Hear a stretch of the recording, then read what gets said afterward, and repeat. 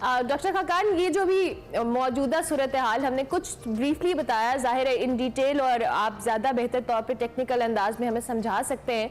सबसे पहले तो ये जो डॉलर की इमरान ने बात की कि 27 रुपये ओपन मार्केट में एकदम से कमी होना, इसका गिरना, क्या रीज़न समझते हैं और इसका ओवरऑल इम्पैक्ट भी इन सारे इंडिकेटर्स को जिस पे मरियम औरंगजेब साहिबा कह रही है कि बहुत बेहतर हो गई हैं, क्या वाकई चीज़ें बेहतरी की जानिब जा रही हैं या अभी हमें मज़ीद एफर्ट पुट करनी पड़ेगी? Assalamu alaikum everyone, good to be with both of you as always.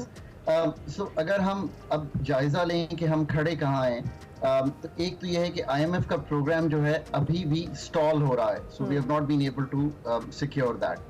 मैं unequivocally हमेशा ये कहता हूँ without any two ways.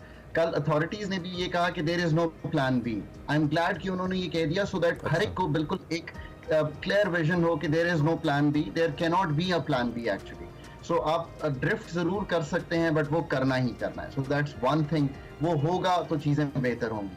अब उसमें उन्होंने, आप हैरान होंगे कि 3 कंडीशंस रखी. उसमें से एक कंडीशन ये थी कि ये जो आपकी फॉरेक्स मार्केट है ये सही चल नहीं रही. क्यों नहीं चल रही? ओपन मार्केट 316 और जो हमारी इंटरबैंक का रेट है वो 285. सो ये 11% का जो फर्क है, this is not properly functioning forex market. और अभी हुंडी और हवाला भी होता है हमारे यहाँ जिसका रेट इससे भी ज्यादा होता है. सो अथॉरिटीज ने एक रिएक्शन दिया और वो रिएक्शन यूं था कि जब आप क्रेडिट कार्ड खर्च करते हैं, इमरान जब बहुत ट्रैवल करते हैं, लंदन जाते हैं, यूरोप जाते हैं और क्रेडिट कार्ड खर्च करते हैं अपना, तो उसकी जो पेमेंट है वो ओपन मार्केट से हो रही है. सो बैंक्स कुछ भी चार्ज कर सकते हैं, 316, 318, 320. उसकी वजह से ये गैप बढ़ता चला जा रहा था. So I can tell you, I think रफली द एस्टिमेट इज कि 100 से $150 मिलियन खर्च होता है on credit cards from Pakistan.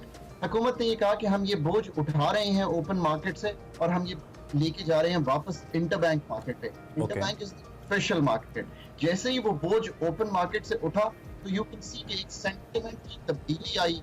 एक ये तब्दीली आई कि फिजिकली जो डॉलर्स की मांग थी वो टूटी. ये जब दोनों चीजें हुई तो बहुत से लोग, जो आपको पता है कि इस वक्त तो चाहे वो कराची के बड़े हों, लाहौर के सेठ हों, गुजरावाला के सेठ हों, बड़े जो बिजनेस क्राउड है, सब डॉलर्स होल्ड किए हुए हैं. सो उन्होंने फील किया कि कहीं ये नीचे ना आ जाए. तो आई थिंक एक एक्सेसिव सी सेलिंग आ गई.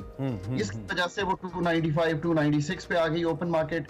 सो एक IMF की कंडीशन की तरफ मूव किया हमने. So this is what happened here.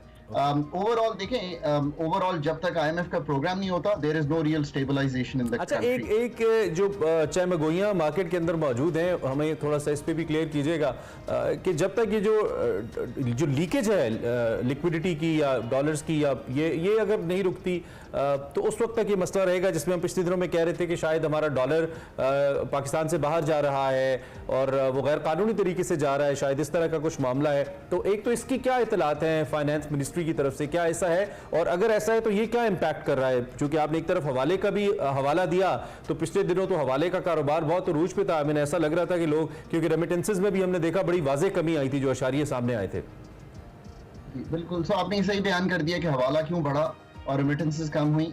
जब इतना बड़ा फर्क आएगा तो आप खुद सोचिए कि मैं $1000 अगर ट्रांसफर कर रहा हूँ पाकिस्तान और 11, 12, 15% का फर्क है, ये बहुत बड़ा फर्क बन जाएगा किसी के लिए भी. अच्छा, अब मैंने आपको क्रेडिट कार्ड के तो चूंकि कुछ नंबर्स हैं तो हमने शेयर कर दिए. अब स्मगलिंग की जो एनेक्डोटल एविडेंस है, और वैसे मैं इस वक्त इस्लामाबाद में हूँ और इमरान आपने सही कहा कि 11 डिग्री ही टेम्परेचर रात को ड्रॉप कर गया था. It was quite cold. So you were absolutely right on the dot on that also. मतलब स्वेटर पहनने वाली सर्दी थी. चलो, ये भी डिफरेंट हो गया जून में. अब दूसरा ये स्मगलिंग की जो बात है, आई थिंक बॉर्डर्स फेंस्ड हैं पर स्मगलिंग फिर भी हो रही है बिकॉज आमदो रफ्त है और हम जो अपनी नेबरिंग कंट्री है शायद उसकी नीड जो है काफी हद तक पूरी करते हैं. पर आई थिंक उस पर भी कुछ क्रैकडाउन हुआ है. ये पेशावर में एक स्पेसिफिक इलाका है जहाँ पे ये काम होता है, एक गोल मार्केट कहलाता है. आई रिमेंबर कि मीटिंग्स में कई दफा इसका जिक्र होता है. अच्छा. कोई मुसद्दिका, चूंकि हमारे पास नंबर नहीं है, कोई वो नहीं है. पर इसके अलावा ये है कि आप ये सोचिए कि इस वक्त हाउस होल्ड्स ऑफ पाकिस्तान में कितने डॉलर्स हैं जो कि सब लिए बैठे हैं. मेरा ख्याल है कि पिछले 6 माह, 8 माह, 10 माह में किसी ने प्रॉपर्टी की ट्रांजैक्शन कम से कम की होगी या नहीं की होगी, किसी ने कोई और चीज नहीं खरीदी होगी पर डॉलर जरूर खरीदा होगा। So combined all these things, but ये सब लोग जो हैं अब फील कर रहे होंगे कल से के। और so let me share another thing with you Urmila. पिछले 10 माह से मुझे लगातार ये फोन आ रहे हैं और लोग पूछते हैं कि डॉक्टर साहब कब खरीदें डॉलर। अब you will be really surprised. A guy called me last night, late into the night, and said, "I'm sorry, मैं आपको लेट कॉल कर रहा हूँ, बट मैंने पूछना था कि ये डॉलर में मेरा तो बड़ा नुकसान हो गया है, ये नीचे आ गया है, should I sell my dollar?" So you can see. So doctor साहब आपने क्या मशवरा दिया, ये भी तो बताइए। ये बताएं ना, आप मशवरा क्या दिया? ये बताएं। तो मैंने उससे कहा कि देखो यार, आई थिंक अगर तो आईएमएफ का ये हो जाता है और हम एट द पीक हैं, अंडर वैल्यूड है इस वक्त थोड़ा सा रुपया, इस पे कोई शक नहीं है। आपने एक बिजनेसमैन को इकोनॉमिक्स में उलझा दिया आपने दोबारा से। अच्छा डॉक्टर खकान, ये जो भी आप बात करें डॉलर से भी, लेकिन दूसरी जानिब ये जो हुकूमत की प्लानिंग है, ऑब्वियसली कुछ प्लान बी के हवाले से आपने बात की कि बड़ा क्लियर कहा कि जी हमारे पास कोई प्लान बी नहीं है, अब जो है यही है।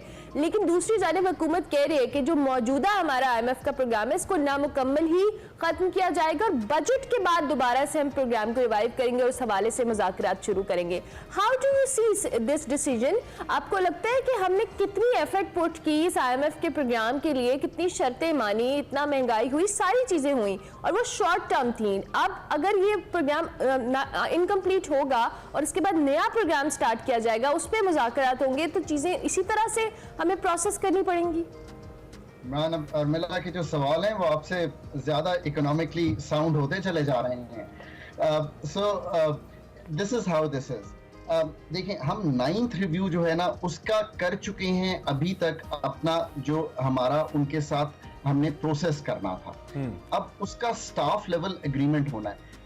हुकूमत की इस वक्त मैं आपको एग्जैक्टली बता देता हूं कि क्या सोच है और वो सही है कि 9th रिव्यू को किसी तरह कंप्लीट करके क्लोज कर दिया जाए। $1 अरब वहां से आ जाएंगे। अर्मिला, अगर $1 अरब ये आ जाते हैं तो इसके साथ साथ $3 अरब हमें यूएई और किंगडम ऑफ सऊदी अरेबिया से आ जाएंगे, कुछ मल्टीलैटरल से आ जाएंगे। ये 4-4.5 अरब डॉलर जो है यहाँ से जमा हो जाएगा। सो हुकूमत की कोशिश है कि किसी तरह इसको क्लोज किया जाए। अब रह जाएगा 10th और 11th रिव्यू, बट प्रोग्राम जो है आप सही कह रही हैं विल क्लोज अनफिनिश्ड बिकॉज 30 जून की डेट आ जाएगी। सो ये प्रोग्राम खत्म हो जाएगा और उन्हीं 22-23 प्रोग्राम्स की तरह जो हम नहीं कंप्लीट कर पाए ये भी एक अनसक्सेसफुली कंप्लीट हो जाए। पर अगर 9th रिव्यू हो जाता है तो जो अर्मिला कह रही हैं देन विल बिकम इम्पोर्टेंट कि चलो आप कुछ एफर्ट किया, you closed on a happy note, yes, you know, and then you start reviewing कि जुलाई अगस्त में आप कॉन्टोर्स बनाना शुरू करेंगे कि नेक्स्ट प्रोग्राम क्या होगा। एक और बात इमरान बड़ी जरूरी है कि जब ये 4-4.5 अरब आ जाएगा ना तो आप 2-3 महीने का आपको एक जिसे कहते हैं कि you will have an injection, breathing space मिल जाएगा। बिल्कुल ठीक है, exactly. So this is I think the plan. Right.